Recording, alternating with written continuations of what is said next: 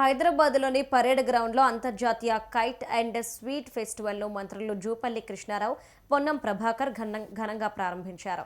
మంత్రులు స్వయంగా గాలిపటాలు ఎగురవేసి వేడుకలను నాంది పలికారు. ఈ కార్యక్రమంలో tourism corporation chairman Patel Ramesh Reddy, tourism MD Kranthi Valluri, భాషా సాంస్కృతిక శాఖ డైరెక్టర్ ఏనుగు నరసింహారెడ్డి అధికారులు పాల్గొన్నారు. ఈ సందర్భంగా మంత్రి పొన్నం ప్రభాకర్ మాట్లాడుతూ తెలంగాణ టూరిజం శాఖ ఆధ్వర్యంలో హైదరాబాద్ సంప్రదాయాలు, ఆచారాలకు అనుగుణంగా నిర్వహిస్తున్నట్లు చెప్పారు. ఈ ఫెస్టివల్ 3 రోజుల పాటు నిర్వహిస్తున్నామని తెలిపారు. తెలంగాణ ప్రజలందరికీ సంక్రాంతి పండుగ శుభాకాంక్షలు తెలిపారు.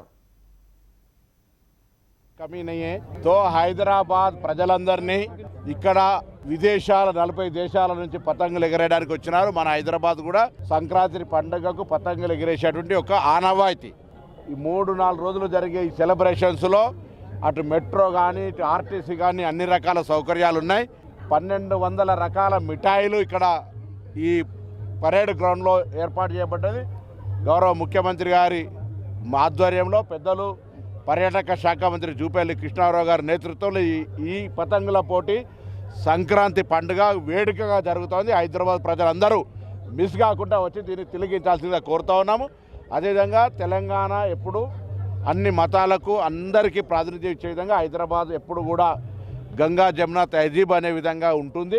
అందులో భాగంగానే సంక్రాంతి పండుగ ఘనంగా అందరూ కూడా జరుపుకొని పతంగులు ఎగిరేసే పండుగ.